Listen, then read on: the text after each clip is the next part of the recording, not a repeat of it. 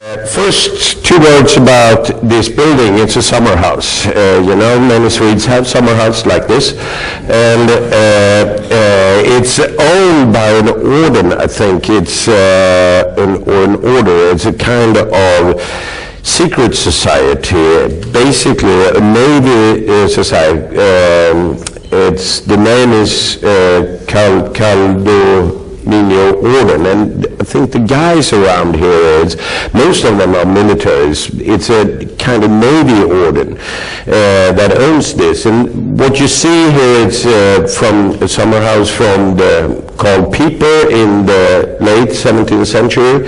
And this is one of our few private parks. The public has not regular access to it. It's a Baroque park, started to be constructed in the end of the 17th century, and it was much bigger. Across the street from here, you see our local court that was perhaps an alternative location for the city hall 100 years ago. But it's the local court, but it's quite famous. Well, Stockholm is the green capital of Europe. Actually, we are the first green capital. And the successors to us is Hamburg. The mayor of Hamburg were here the other day in Stockholm. And I think there is a growing cooperation with Hamburg. There's a lot of similarities with Hamburg. 2012, it was Vitoria-Gasteiz in north of Spain, the capital of Bastia. And last year it was Nantes in France, and this year it's Copenhagen. Finally, Copenhagen made it. Do we have any Danish people here? No. The best thing was that we were beating Copenhagen when we won the award in 2010. We were competing. They were shortlisted, but we just smashed them out of the field. Next year it's Britain at Bristol, and in a month we will know who will be the green capital for 2016. I think Ljubljana, Brussels are shortlisted. And to give you some overview, most of you know that you are in Sweden. Sweden is the third biggest country in Europe when it comes to space. If you turn Sweden upside down, our north part will end somewhere south of Rome. But we are very low dense. We are just 9.5 million people. 80% of the population lives south of this border. Actually, the north part has so few citizens that the European Commission called it unpopulated.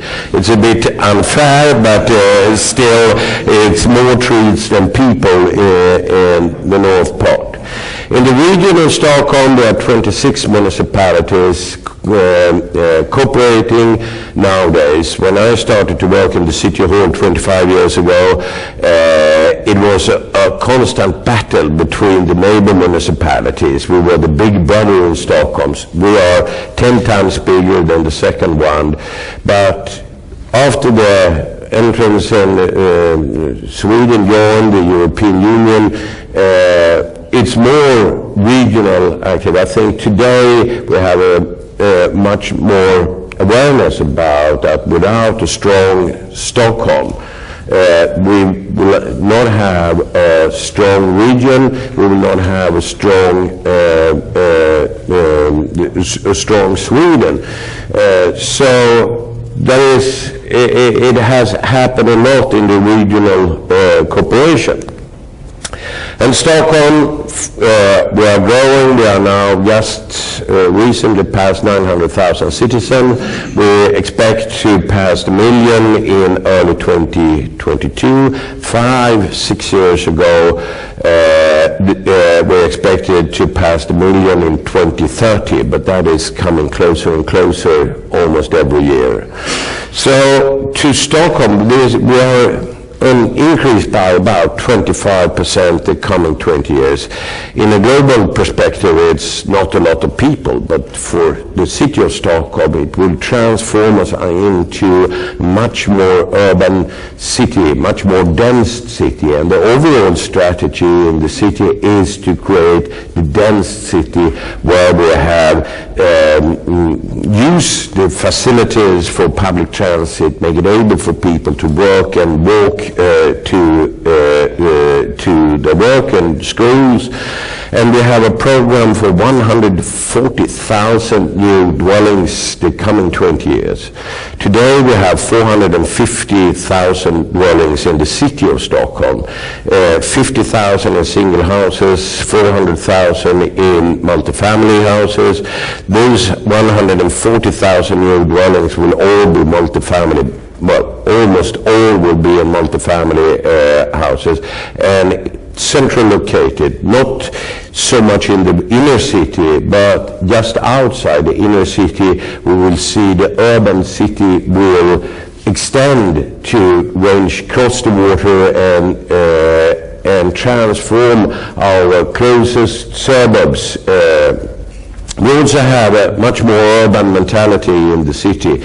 When I started to work in the city hall, most people thought that Stockholm shouldn't grow. We looked upon ourselves as victims for the economical growth, and we compared ourselves to the small cities in the Swedish countrysides. Today, especially the young generation are comparing us with the big metros in Europe, and we are doing quite well. We are actually the fastest growing region in Europe today. We also have a plan to be fossil fuel free city in 2050. It's almost very recently decided in the city council, in the city hall. We developed it, and then it has been out for consultation for both for agencies and public-owned companies, but also for NGOs and different organizations in the business community, and it has a very strong support. It has been very well received from the public. And the challenge for the city of Stockholm is to keep our green belts. It's extremely important. Half of the population is in the summertime using a park or a green area every day. Half of the population, and most people are using it at least several days in a week. So it's extremely important to Stockholm, and this is our biggest challenge, to build 140,000 new apartments and still don't touch the green areas. We also have integrated sustainable solutions, and we have a very high public awareness. 90% of the Stockholmers like that the city of Stockholm has high ambition in the environmental field, including the clean vehicle project. This is Stockholm since 1252, when we were founded by Bo Jan, and this is Stockholm 100 years ago, 300,000 people. Then we actually increased by 100,000 every decade until 1960. Then at that time, I'm one of the natives. I'm a minority in the city, but I'm born in the city, and then we all lived in small apartments in central located. 100 years ago, Stockholm was, well, I'm not 100 years, I was a kid in there 50 years ago, but it was the inner city that was Stockholm. And Stockholm started to grow, and the region started to grow. Our neighbor municipalities was transformed from more rural areas into more suburban areas and suburban municipalities.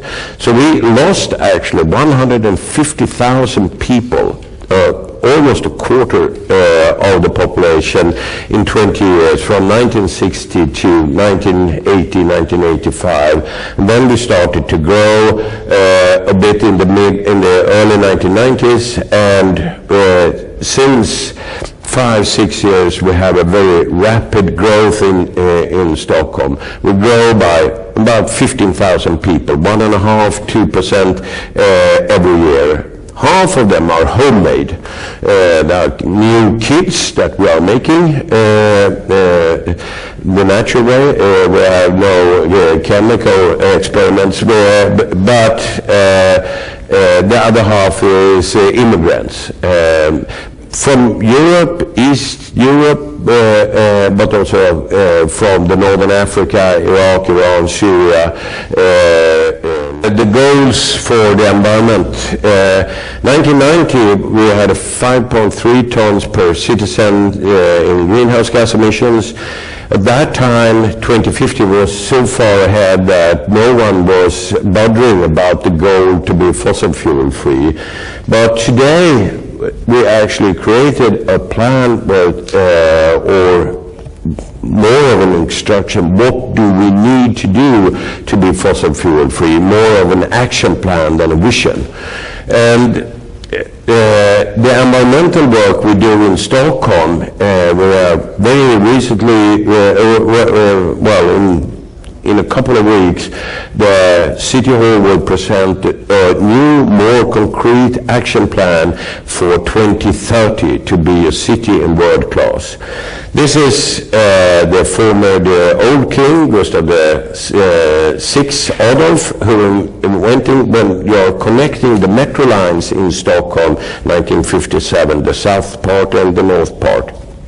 And for many decades now, and I would say since the early 1970s, until very recently, our planning perspective were almost on electoral period, 3 years or 4 years, and now the environmental work that we do in Stockholm has moved our perspective to once again to be a long-time perspective.